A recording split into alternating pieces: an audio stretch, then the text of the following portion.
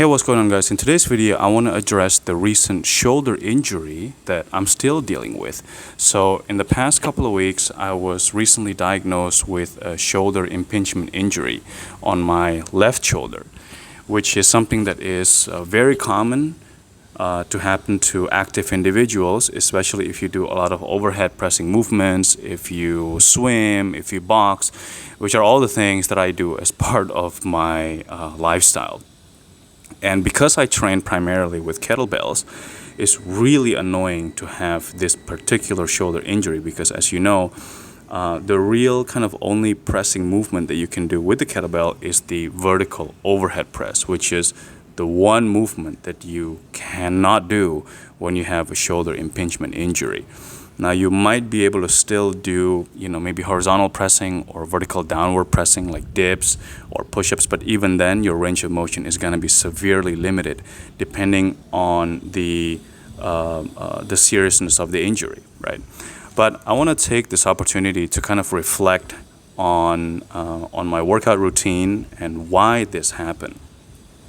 So if you've been following me for a while, I advocate primarily for two things. Number one is the fitness mindset, which is the fact that we have to remember we exercise to improve and maintain our overall health and overall fitness. Now, that does not mean purely building muscle or any kind of more commonly recognized fitness goals out there, right? Everybody wants to lose weight, everybody wants to build muscle or reach a certain fat percentage, for example. Yes, if you are really skinny or if you are obese, it will benefit you tremendously to gain a certain level of lean body mass, but at a certain stage, at a certain point, it starts to become detrimental to your overall health if you simply just chase muscle or strength performance, for example. So that's number one. And then the second thing is I advocate for daily training or daily activity, right? I always advocate that exercise should be a part of your daily life. It's just like taking a shower, brushing your teeth. It's part of your physical maintenance routine, right? Now, you have to be smart about approaching it. And despite the fact that I know what I'm supposed to do, I'm still a victim to my own stubbornness, ignorance, stupidity, maybe. So basically, here's what happened. As you know, I work out every day, and I do primarily the heavy lifting 3 days a week on Mondays, Wednesdays, and Fridays. And then the days in between, and also on the weekends, I do the so-called accessory workouts, which can be anything. It can be swimming, boxing, jump rope, walking, jogging, sprints, or even if I keep working out with kettlebells or bodyweight exercises, I just do lighter versions of them or shorter versions of them or longer rest, yoga, mobility routine, primal movement training, any of those things that help to just keep my body moving, keep the blood flowing, but don't really tax both the muscular as well as the nervous system. But here's what happened. Over time, on those accessory days, I started pushing myself more and more and more. For example, this is actually what happened. I started doing the ABC EMOM as my accessory days, but I use lighter weights, right? So for example, I use double 16 kilogram kettlebells. So, it's really light for me, and it doesn't really tax either my muscular or cardiovascular system, right? And then on the next accessory day, I would do it again, and I thought, well, last time double 16 for 20 minutes felt really easy. Let's do 25 minutes. And then the next day, I do 30 minutes. And then after a while, I started thinking, I think I can do double 24s, right? I started doing double 24 EMOM ABCs as my accessory workout. Can you imagine? For 20 minutes, 25 minutes, half an hour. And the day before that and the day after that, I do heavy kettlebell workout and gymnastic ring exercises. And then after doing the 24s for a while, I started pushing them to double 28s, right? Essentially, I overtrained because I was having heavy lifting every day of the week, basically, almost 7 days a week.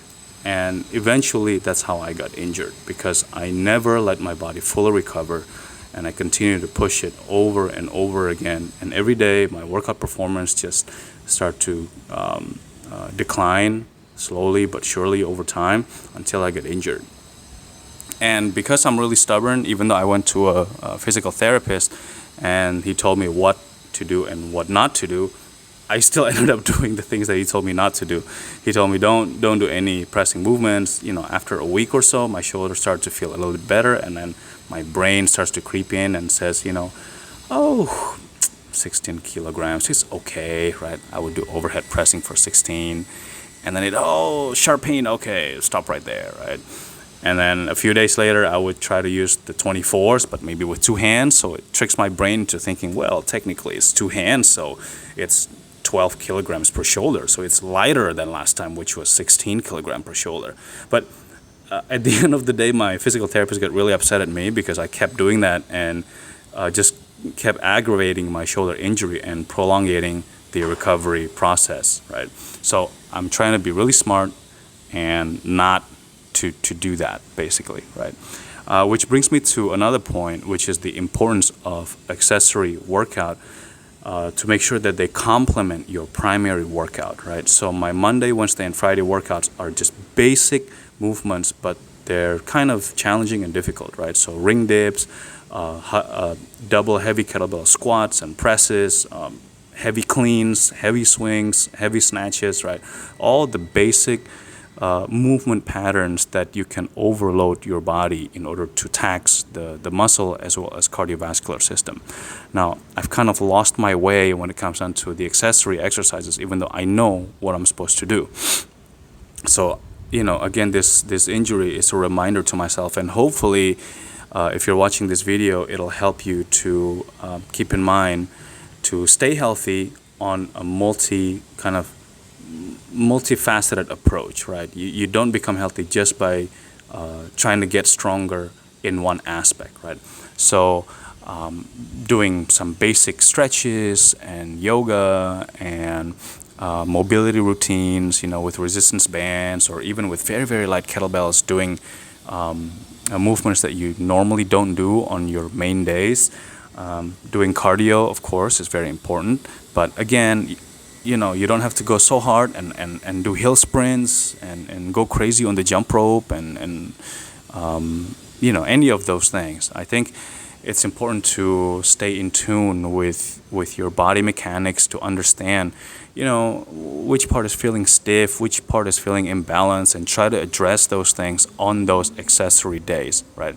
So I knew this, and still, I still didn't stick to my game plan. So imagine for people who are not familiar with what they need to be doing, right? It's probably even more confusing because, I know what I'm supposed to do and I still screwed it up, right? So hopefully this video can help to inspire you and you get some takeaways from it, and helps you to avoid injuries, shoulders, or really any kind of injuries. But yeah, I'm still recovering my shoulder, so I haven't really been able to put up any kind of interesting and fun workout videos, but I'm gonna get back to those as soon as I can. As always, thanks for watching, and we'll see you in the next video.